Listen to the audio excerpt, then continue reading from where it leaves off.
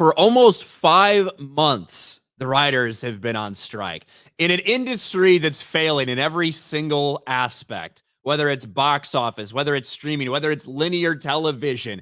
Everything is down right now. Like, these studios are losing a shit ton of money, in large part because the content has been dog shit. And the writers have a big part to do with that. But they decided that we're worth more, Jeremy. We need more money. We need more benefits. We need more guarantees. We need more jobs. We need all this stuff. We need more. And for almost 5 months, 146 days, they've been on strike. It looks like that is finally coming to an end. We heard a bunch of rumors throughout the weekend that we thought it was going to happen Thursday, then Friday, then Saturday. Finally, late yesterday, it's official. It's a deal. WGA and AMPTP, so basically the studios, reached tentative agreement to end the writers' strike. Now, the reason it's a tentative agreement is because the unions are negotiating. They're representing the rest of the union. It has to go to a vote, all this shit.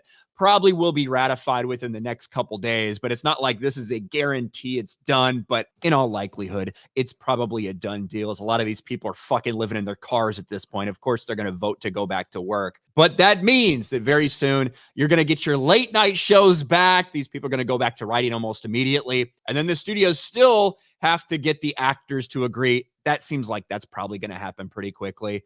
But after 5 months and really no care from the general public, it looks like Hollywood's finally going to get back to work. The point that you made right there was that the general public really doesn't care. And I think they realize the general public doesn't care. There's way too much going on.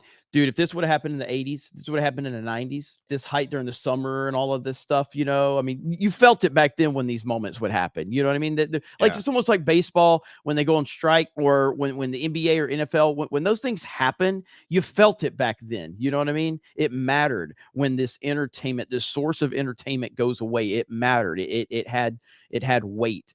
Nowadays, with social media, with streaming services, with video games, with YouTube, no one gives a shit anymore. You're not that important. The celebrity doesn't matter like it used to. It doesn't matter. It used to matter. It doesn't anymore. Entertainment used to be appointment viewing. You didn't just have Netflix that you could turn on and have access to 9 seasons of every show or whatever. It used to be, okay, if I want to watch this show, I need to tune in Thursday at 9 p.m. Eastern on NBC for the days that it's airing. Like, that's it. That's when you get to watch it. Yep. So it used to matter when things went on strike, when things weren't airing. That used to be a big deal. Now people have so many options, and you don't have to watch it immediately. You can watch it pretty much at any time.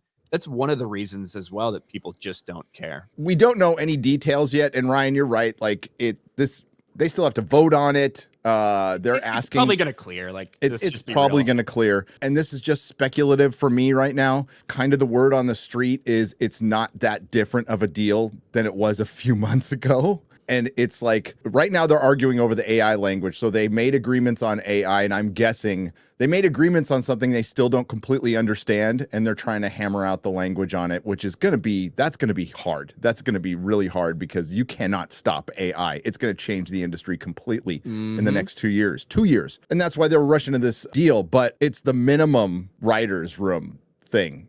And it looks like that they're probably going to get some sort of minimum writer's room. But the thing was, the corporations were doing that anyway. They were doing that anyway, especially not just minimums of people, but minimums of identity. You need to have 40% BIPOC in the writer's room.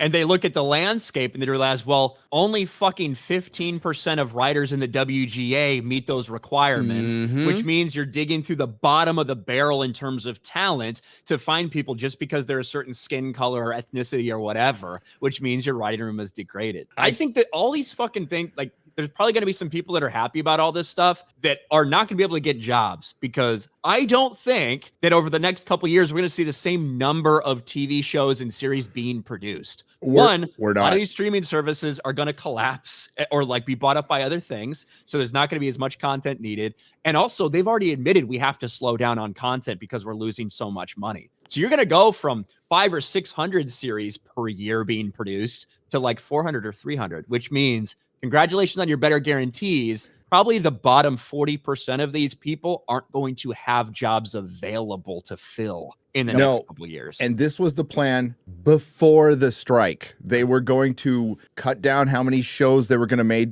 because it was purely a financial decision. They couldn't afford it. It was, guess what? Unsustainable. Who's been saying that for years? I think some of us might have been saying this for years, that this model is unsustainable. So you're absolutely right, Ryan. The WGA is going to come out and go, we won, except there'll be fewer people to pay. So the minute the WGA walked out, the producers won. And by the way, that doesn't change. The producers and the corporations control the money. They were never going to lose. It's just how much they're willing to give up. And it's scraps to them. It's quite frankly scraps. The biggest losers are going to be below the line workers, theaters, any peripheral business attached to Hollywood, and a lot of untalented writers who are not going to have jobs now. Does that mean we're not going to get crap? Oh, of course, we're still going to get crap, just maybe not as much of it. That's about it. And then those comments that Bob Iger said, which I still don't know how seriously to take them, about the culture war is not good for business and all of that stuff. I feel like that's him trying to realize what's been going on forever. But I also don't believe that there's as much substance to that as a lot of people believe, because we've heard Bob Iger run his mouth a lot. And I feel like that's kind of in line with a lot of studios. I'm sure that Bob Iger wants to quiet down the culture war. They just mean that they want to go back to not being so blatant and upfront about it.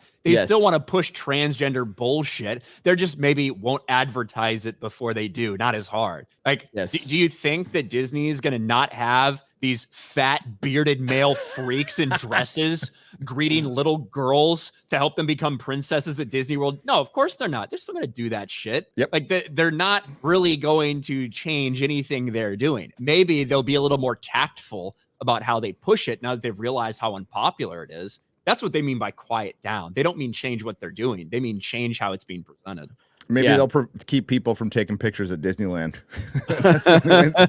I don't know how else you quiet it down, but you're right. Disney is not going to change.